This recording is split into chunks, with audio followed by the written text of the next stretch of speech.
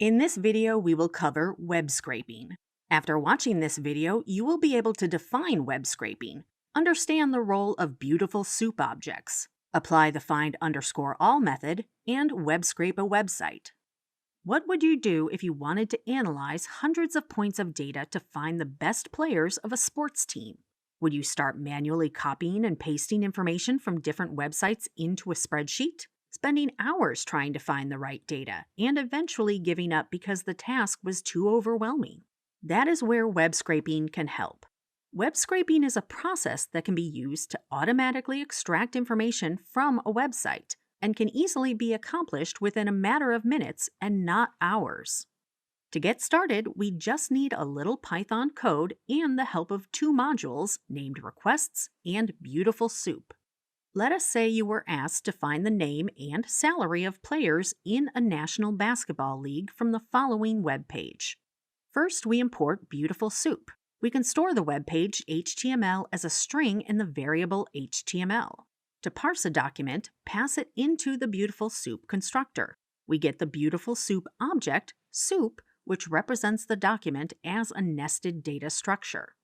Beautiful Soup represents HTML as a set of tree-like objects with methods used to parse the HTML. We will review the Beautiful Soup object. Using the Beautiful Soup object, soup, we created. The tag object corresponds to an HTML tag in the original document, for example, the tag title.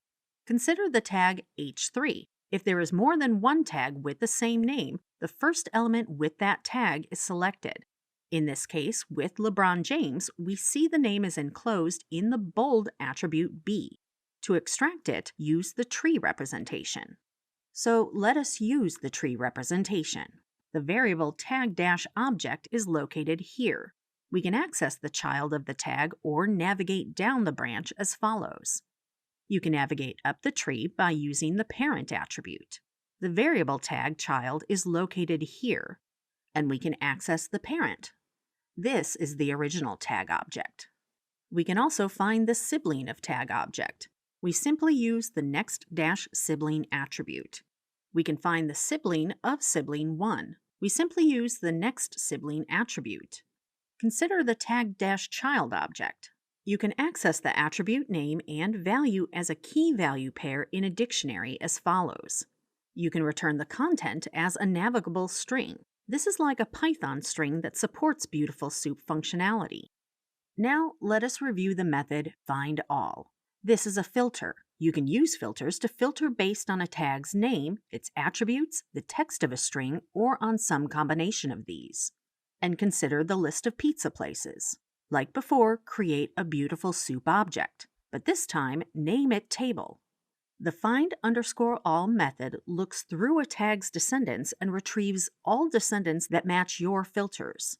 Apply it to the table with the tag tr. The result is a Python iterable just like a list. Each element is a tag object for tr.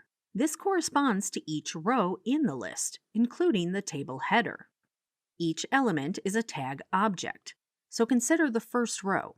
For example, we can extract the first table cell. We can also iterate through each table cell.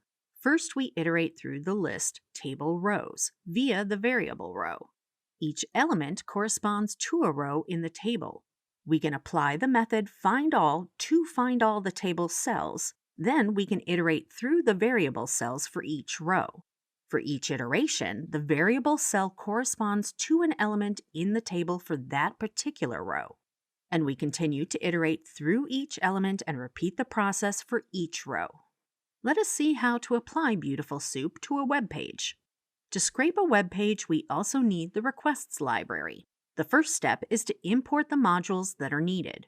Use the get method from the requests library to download the web page. The input is the URL. Use the text attribute to get the text and assign it to the variable page. Then create a Beautiful Soup object, soup, from the variable page. It will allow you to parse through the HTML page. And you can now scrape the page. Check out the labs for more.